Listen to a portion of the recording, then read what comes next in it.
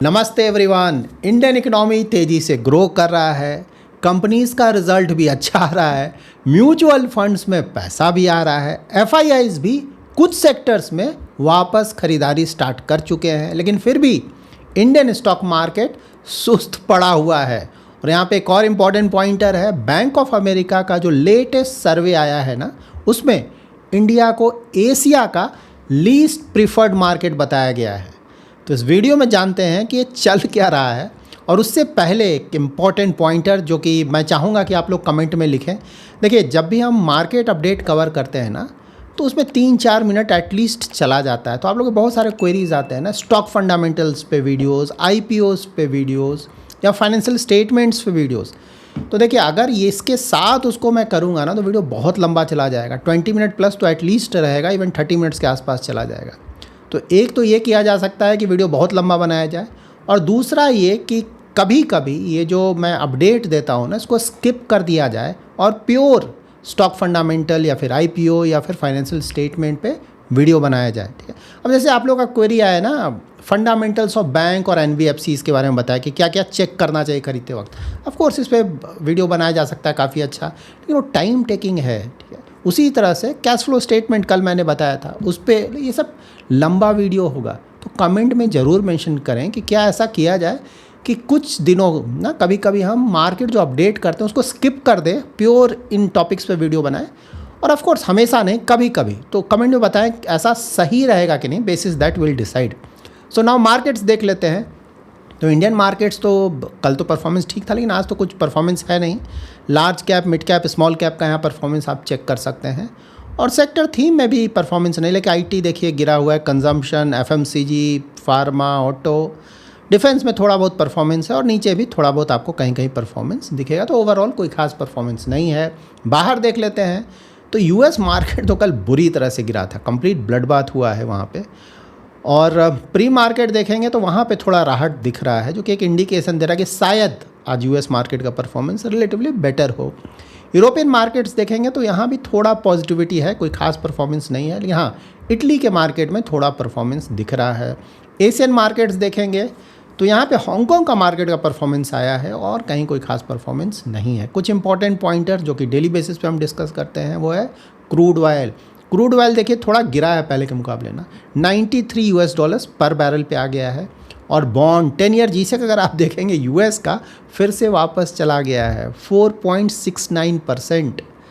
और यहाँ पे गोल्ड सिल्वर देखेंगे आज तो फिर से बहुत अच्छा परफॉर्मेंस। तो बॉन्ड यील्ड्स तो थोड़े ऊपर चले गए, सही बात है, लेकिन अगर आप यूएस का डॉलर इंडेक्स चेक करेंगे ना, तो अभी भी गिरा हुआ है 98.69, जब मैं ये वीडियो रिकॉर्ड कर रहा हूँ तो वो अभी भी डाउन है। उसका एडवांटेज गोल्ड और सिल्वर को मिल रहा है।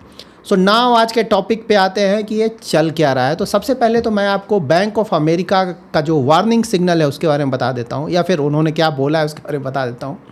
तो इंडिया को पूरे एशिया का जो मेजर मार्केट्स हैं उसमें लीस्ट प्रिफर्ड मार्केट बताया गया है।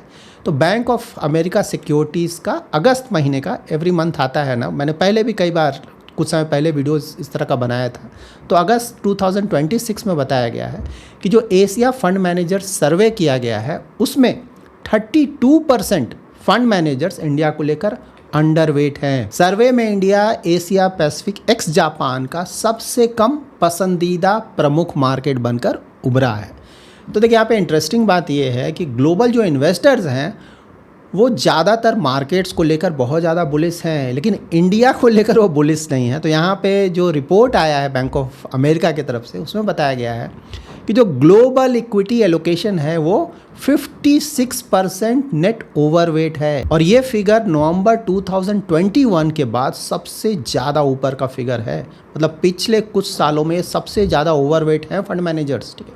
और यहाँ पे जो ओवरऑल कैश एलोकेशन है ना इन फंड मैनेजर्स का, वो सिर्फ 3.5% है। बहुत कम, मतलब कि ज़्यादातर पैसा इन लोगों ने डिप्लॉय कर दिया है। सो ओवरऑल ग्लोबल इन्वेस्टर्स अच्छा खासा पैसा इन्वेस्ट कर रहे हैं, लेकिन हाँ इंडिया में उस तरह का पैसा इन्वेस्ट नहीं हो रहा है। तो अब जान लेते हैं कि ऐसा क्यों है। बैंक ऑफ अमेरिका की तरफ से वो कौन से रीजंस दिए गए हैं जिसके कारण इंडिया में एफआईआईज की तरफ से पैसा ज़्यादा नहीं आ रहा है। तो सबसे पहला पॉइंट बताया गया है हाई वैल्यूएशंस।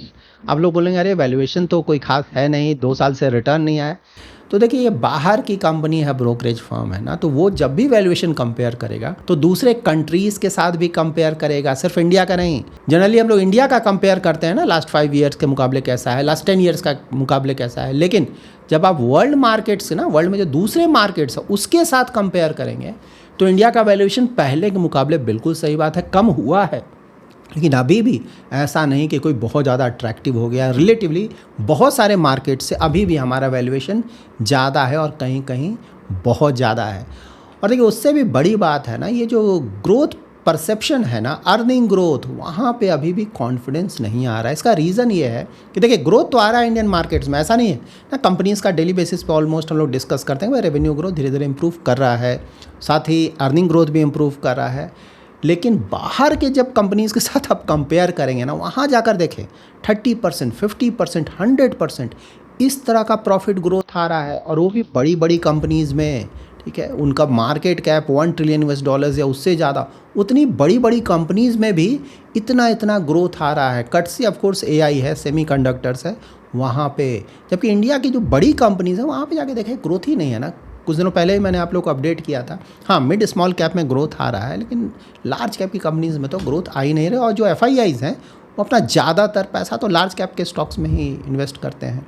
और थर्ड रीज़न ऑफ कोर्स इसी से रिलेटेड AI एक्सपोजर। हमारे यहाँ ऐसा कोई बड़ा कंपनी नहीं है AI रिलेटेड जहाँ की FIIs बड़ा पैसा इन्वेस्ट कर सकें। तो ये सब कुछ रीजंस हैं। ऑफ कोर्स हम लोग डेली बेसिस पे सब डिस्कस करते हैं, लेकिन हाँ बैंक ऑफ अमेरिका की तरफ से ये बताया गया है। लेकिन हाँ यहाँ पे ये भी ध्यान में रखना है कि देखिए जब भी ग्लोबल इन्वेस्टर्स इस तरह से बुलिश होते हैं ना, तो हिस्ट्री अगर आप चेक करें तो इस तरह का जो बुलिशनेस है ना, उसके जस्ट बाद में करेक्शन भी आता है, या फिर करेक्शन का रिस्क भी बढ़ जाता है। ज़्यादातर पैसा उन्होंने डिप्लॉय कर दिया है, पास्ट में जाकर आप चेक करेंगे। और ये तो है ना, बाहर अगर देखें तो कुछ मार्केट्स में रिटर्न बहुत ज़्यादा आ चुका है।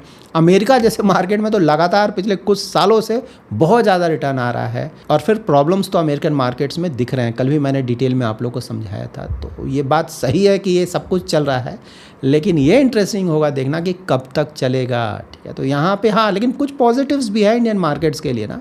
एक तो है कि भाई FII स्टोरी जो बहुत ज़्यादा नेगेटिविटी फैला हुआ था, अब थोड़ा पॉजिटिव संकेत तो आया है ना। पहले के मुकाबले बेचना कम कर दिया है, या फिर पहले के मुकाबले नेट पॉजिटिव खरीद भी रहे हैं। ठीक है, तो ये सब थोड़ा पॉजिटिव है। फाइनेंशियल्स भी देख लें, ऑटो देख लें, IT में थोड़ा बहुत पैसा अब FIIs का आने लगा है। तो ये बात सही है कि भाई उतना ज़्यादा इंटरेस्ट फिलहाल नहीं है इंडियन मार्केट्स में, लेकिन पहले के मुकाबले थोड़ा बहुत बदल रहा है। और सबसे बड़ी बात है सेक्टर रोटेशन हो रहा है। मैंने कई बार आप लोगों को बताया था ना, जैसे पोर्टफोलियो चेक करें, जैसे मेरा स्टॉक पोर्टफोलियो आज का अगर मैं देखूं तो सही बात है उसमें से कुछ स्टॉक्स का बिल्कुल परफॉर्मेंस नहीं है, लेकिन कुछ स्टॉक्स का परफॉर्मेंस इतना ज़्यादा अच्छा आ जा रहा है कि वो एवरेज आउट कर रिटर्न ठीक ठाक आ जा रहा है। तो यहीं पे पॉकेट ऑफ ग्रोथ देखना कि आपका इन्वेस्टमेंट कहाँ है। अगर वो सही जगह इन्वेस्टमेंट है, सही बात है सारे स्टॉक्स में तो रिटर्न नहीं आएंगे ना, कुछ आएगा कुछ नहीं आएगा, लेकिन एटलीस्ट कुछ स्टॉक्स में इतना ज़्यादा रिटर्न आ जाना चाहिए कि ओवरऑल जो पोर्टफोलियो है उसका ओवरऑल रिटर्न अच्छा दिखना चाहिए। और फिलहाल उसी तरह का मार्केट है। ऐसा बोल देना कि बिल्कुल रिटर्न नहीं आया, बिल्कुल सही नहीं है, रिटर्न आ रहा है लेकिन कुछ सेलेक्टेड पॉकेट्स में आ रहा है। तो अगर उस जगह आपका एक्सपोजर है अच्छा खासा, तो ओवरऑल पोर्टफोलियो लेवल पे आपको प्रॉब्लम नहीं होना चाहिए। और देखिए सबसे बड़ा प्रॉब्लम जो ऑलमोस्ट डेली बेसिस पर हम लोग डिस्कस करते हैं, क्रूड ऑयल है, मिडिल ईस्ट का प्रॉब्लम, ये तो चलता रहेगा भी ना, इमीडिएटली ख़त्म तो होने नहीं जा रहा है। हम बहुत बड़े जो क्रूड ऑयल इंपोर्टर है ना, मतलब 80%, 85% इंपोर्ट कर रहे हैं, तो ये तो प्रॉब्लम बना रहेगा ना। क्रूड ऑयल का प्राइस ज़्यादा रहेगा तो इन्फ्लेशन का प्रेशर रहेगा, करंट अकाउंट पे प्रेशर रहेगा, कॉर्पोरेट मार्जिन्स आपके हिट होंगे। ये मैंने एक्सप्लेन भी किया था आप लोगों ने। इसीलिए अगर जो रेवेन्यू ग्रोथ देखेंगे, सेल्स ग्रोथ देखेंगे तो हमारा बहुत ज़्यादा आ रहा है ना, 20% के आसपास, लेकिन जब प्रॉफिट ग्रोथ देखेंगे ना तो वहाँ पे आपको थोड़ा कमी देखने को मिलेगा। क्यों? क्योंकि वहाँ पे मार्जिन्स हिट हुए हैं, क्योंकि क्रूड ऑयल का प्राइस ऊपर जा रहा है, रुपये हमारा डिप्रिसिएट किया है, जिसके कारण ओवरऑल जो इम्पोर्ट्स हो रहे हैं वो महंगा हो रहा है। तो जो भी कंपनीज इंपोर्ट करके सामान यूज़ कर रहा है, नेचुरली उसका मार्जिन तो हिट होगा ना। तो ये सब हमें ध्यान में रखना है। और प्लस कल मैंने डिस्कस किया था ना, ग्लोबल बॉन्ड यील्ड्स, सिर्फ US नहीं, US के अलावा यूरोपियन कंट्रीज़ भी देख लें, जर्मनी देख लें, फ्रांस देख लें, UK का तो खैर 10 ईयर 5% प्लस ही रहता है, जापान देख लें, सभी जगह यील्ड्स बढ़ रहे हैं। तो वो भी एक निगेटिव संकेत है। ठीक है, यील्ड्स अगर ज़्यादा बढ़ने लगेंगे, आपको पता है जब भी इस तरह का होगा तो इंटरेस्ट रेट मान लीजिए US में अगर बहुत ज़्यादा है तो नेचुरली ज़्यादा पैसा US में जाएगा ना, और जो इमर्जिंग मार्केट्स का पैसा वो भी निकल के US में जाएगा। कि कि भाई रिस्क बहुत कम है यूएस में रिलेटिवली और इंटरेस्ट रेट भी ज़्यादा मिल रहा है, तो इमर्जिंग मार्केट्स में पैसा क्यों लगाएं, वहीं पे ज़्यादा पैसा हम इन्वेस्ट कर देंगे। तो उसका भी इमर्जिंग मार्केट से बहुत ज़्यादा निगेटिव असर पड़ता है। लेकिन यहाँ पे ये भी ध्यान में रखना है कि ये जो एआई है ना कब तक चलेगा, और ये जो इतना ज़्यादा प्रॉफिट ग्रोथ आ रहा है कंपनीज़ का ना, यूएस में हो गया, हाइपर स्केलर्स का हो गया, या फिर ताइवान देख लें, साउथ कोरिया देख लें, ये सब एआई रिलेटेड है, सेमीकंडक्टर रिलेटेड कंपनीज हैं। जैसे ही ये एआई इकोसिस्टम में प्रॉब्लम आएगा ये सभी कुछ नीचे जाएगा, प्रॉफिट ग्रोथ भी नीचे जाएगा, और इनका जो डिमांड है ना स्टॉक्स का वो भी सब कुछ नीचे जाएगा। और वो आने वाले कुछ महीनों में लेट्स सी, ये सब एग्जैक्टली बताना बहुत मुश्किल है ना, लेकिन हाँ अगर वहाँ पे कुछ प्रॉब्लम्स आता है तो बिल्कुल आप देखेंगे कि इंडियन मार्केट्स को उसका एडवांटेज मिलेगा। यहाँ पे आप लोग का अक्सर क्वेरी आता है ना कि अमेरिकन मार्केट गिरेगा तो हमारा भी गिरा, बिल्कुल सही बात है। अगर वहाँ पे बहुत ज़्यादा बड़ा गिरावट आता है एआई रिलेटेड, अगर, क्योंकि यूएस मार्केट में तो प्रॉब्लम आना ही है ना, डेट $40 ट्रिलियन। अब आप देख रहे हैं ना कि उनका जो बॉन्ड यील्ड था, सही बात है गिरा, लेकिन मैंने कल ही बताया था कि वो ज़्यादा दिन नहीं चलेगा, शॉर्ट टर्म का है, फिर से ऊपर चला गया ना, क्योंकि मार्केट देख रहा है भाई शॉर्ट टर्म के लिए ठीक बात है, 1-2 दिन के लिए ऊपर नीचे होगा, लेकिन मोस्टली मार्केट तो देख रहा है ना कि भाई ये सब नहीं चलेगा। आपका डेट इतना ज़्यादा है, आपका इंटरेस्ट पे आउट इतना ज़्यादा है कि ये सस्टेनेबल नहीं है, आप मीडियम टू लॉन्ग टर्म में प्रॉब्लम में बिल्कुल आने जा रहे हैं, तो ये हमें ध्यान में रखना है। तो बिल्कुल वहाँ प्रॉब्लम्स आएंगे, एग्जैक्टली कब आएगा देखना होगा, और प्रॉब्लम्स आएंगे तो इंडियन मार्केट भी गिरेगा, इसमें कहीं कोई डाउट नहीं, लेकिन गिरकर फिर जल्दी वापस आएगा, और होपफुली उसके बाद हमारा जो रिलेटिव परफॉर्मेंस है वो अच्छा होगा। ठीक है, इसको इस तरह से देखना चाहिए। और देखिए ओवरऑल अगर कुछ इंपॉर्टेंट ट्रिगर्स की बात बोले ना जिसके बाद इंडियन मार्केट्स का परफॉर्मेंस इंप्रूव हो सकता है, तो सबसे इंपॉर्टेंट तो अर्निंग ग्रोथ ही होता है ना। देखिए यहाँ पे सही बात है, अर्निंग ग्रोथ इंप्रूव हो रहा है, लेकिन यहाँ से 1-2 क्वार्टर और थोड़ा और अच्छा हो जाए, जो मार्जिन का प्रॉब्लम है ना थोड़ा ठीक हो जाए, तो उसके कारण हमारा जो प्रॉफिट ग्रोथ है और बढ़कर आएगा। तो ये सब थोड़ा और 1-2 क्वार्टर चले ना तो कॉन्फिडेंस और बिल्डअप होगा कि नहीं भाई ये फिर से हमारा अर्निंग ग्रोथ वापस आ गया है, एफआईआई को भी इससे कॉन्फिडेंस मिलेगा, तो और ज़्यादा पैसा आएगा। और अगर बाहर प्रॉब्लम आ गया तब तो और बड़ा पॉजिटिव है। उसका क्रूड ऑयल बहुत ज़रूरी है ना, 90, 95, 100 के रेंज में। देखिए मैंने पहले बताया कि 80 के आसपास रहता है तो हम झेल लेते हैं, जितना कम हो उतना अच्छा है, वो अलग चीज़ है, लेकिन हाँ 80 के आसपास रहता है ना तो हमारा इकोनॉमी अच्छी तरह से झेल लेता है, इतना स्ट्रेंथ है हमारी इकोनॉमी में। लेकिन 90, 100 इस तरह के रेंज में जाने लगता है ना तो फिर प्रॉब्लम होता है। और रुपी भी अगर आप देखें ना तो डिप्रिसिएट तो बहुत हुआ है ना पहले के मुकाबले, उसका ही बहुत ज़्यादा नेगेटिव असर पड़ता है। इस सब में अगर थोड़ा राहत मिले तो पॉजिटिव होगा। फिर ग्लोबल बॉन्ड यील्ड्स, वहाँ पे थोड़ा स्टेबिलिटी मिले ना तो उसका ही पॉजिटिव असर मिलेगा। लेकिन अगेन वहाँ पे स्टेबिलिटी आप नहीं देख सकते हैं ज़्यादा, वो प्रॉब्लम रहेगा, क्योंकि सारा जो डेवलप्ड वर्ल्ड का जो इकोनॉमीज़ है ना वहाँ पे प्रॉब्लम है। और प्रॉब्लम ऐसा है कि बॉन्ड यील्ड्स वहाँ पे बहुत ज़्यादा नीचे जाने का कोई चांस नहीं, ज़्यादातर वो ऊपर ही रहेगा। और उसके बाद देखिए एफआईआईज़ का जो फंड्स है ना तो बिल्कुल सही बात है, पहले के मुकाबले थोड़ा बहुत आना शुरू हुआ है, लेकिन ब्रॉड बेस नहीं है ना, पूरा पैसा नहीं आ रहा अच्छी तरह से, ज़्यादातर सेक्टर्स में नहीं आ रहा है, तो वो भी ज़रूरत है। अगर उस तरह से कुछ होने लगे तो उसका भी अच्छा खासा पॉजिटिव असर मिलेगा। और उसके बाद एक और इम्पॉर्टेंट क्या है ना कि बाहर मान लीजिए कुछ बड़ा प्रॉब्लम आता है, इंडियन मार्केट्स भी गिरते हैं, तो हमारा जो वैल्यूएशंस होगा ना और ज़्यादा अट्रैक्टिव हो जाएगा, तो बहुत अच्छा एंट्री पॉइंट होगा एफआईआईज़ के लिए भी, और ऑफ कोर्स इंडियन इन्वेस्टर्स भी वहाँ पे और ज़्यादा पैसा इन्वेस्ट करेंगे। तो ये सब पॉइंटर्स हमें ध्यान में रखना है। तो देखिए ये जो समय है ना तो मार्केट्स में बिल्कुल सही बात है कि उस तरह का तेज़ी नहीं है, लेकिन सेलेक्टिव बेट्स है जहाँ की अच्छा खासा रिटर्न आ रहा है। तो ऐसा बोलना बिल्कुल सही नहीं है कि परफॉर्मेंस नहीं आ रहा, बिल्कुल कुछ स्टॉक्स हैं जहाँ की बहुत अच्छा परफॉर्मेंस आ रहा है। अगर आपने वहाँ पे एक्सपोज़र लिया हुआ है, सारा एक्सपोज़र तो वहाँ नहीं होता है जनरली, लेकिन हाँ अच्छा खासा अगर एक्सपोज़र है तो उसके कारण ओवरऑल आपका पोर्टफोलियो अच्छा दिख रहा होगा। तो ध्यान ये रखना है कि वैसी कंपनीज़ के लिए जाएं जहाँ की earning growth means profit growth अच्छा चल रहा हो। वैल्यूएशन सही बात है, अगर कंपनी अच्छी है तो वैल्यूएशन ज़्यादा होगा, लेकिन बहुत ज़्यादा ना हो। और उसके बाद सेक्टर भी बहुत ध्यान से, सेक्टर और थीम, क्योंकि सेक्टर और थीम रोटेशन चल रहा है ना, सब कुछ चेंज करता है हमेशा, तो उसके अनुसार भी आपको अपना इन्वेस्टमेंट स्ट्रैटेजी बनाना होगा। और वीडियो के लास्ट में एक बहुत इंपॉर्टेंट पॉइंटर बताऊंगा जिससे आपको कॉन्फिडेंस मिलेगा कि लॉन्ग टर्म ग्रोथ स्टोरी है, 1-2 साल 3 साल से आइडियली हमें परेशान नहीं होना चाहिए। ग्लोबल इकोनॉमिक ग्रोथ का अगर इंडिया का कंट्रीब्यूशन देखें उसमें ना तो 15 to 18% के आसपास है।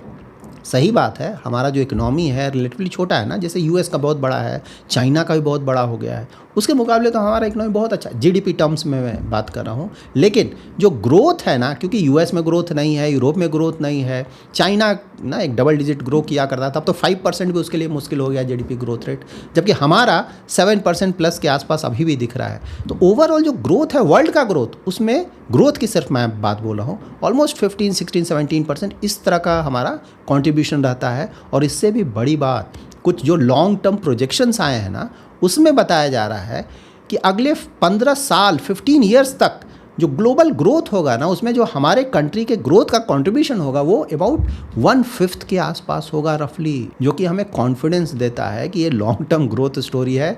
बस हमें पड़े रहो, इन्वेस्टमेंट फिलॉसफी को फॉलो करना है। हमें ये नहीं देखना है भागना क्या करें जी नहीं, ये नहीं देखना। हमें देखना है कि ये जो आने वाले कई सालों तक कंपाउंडिंग का एडवांटेज मिलने जा रहा है, उसे हम कैसे लिवरेज करें, उसका हम कैसे एडवांटेज उठाएं। सो ये इंपॉर्टेंट पॉइंटर है जो कि आपको ध्यान में रखना है। So that's it in this video. Investment related कोई भी क्वेरी है तो कमेंट में ज़रूर मेंशन करें। आने वाले वीडियोस में मैं ट्राई करूंगा उन क्वेरीज़ को आंसर करने का। कल सैटरडे है तो कल रात में 8 से 9 बजे तक 1 घंटे तक मैं यूट्यूब पे लाइव आऊँगा। आपका इन्वेस्टमेंट रिलेटेड क्वेरी है या फिर मार्केट अपडेट, वो सब कुछ मैं कवर करूँगा। Thanks lot for watching.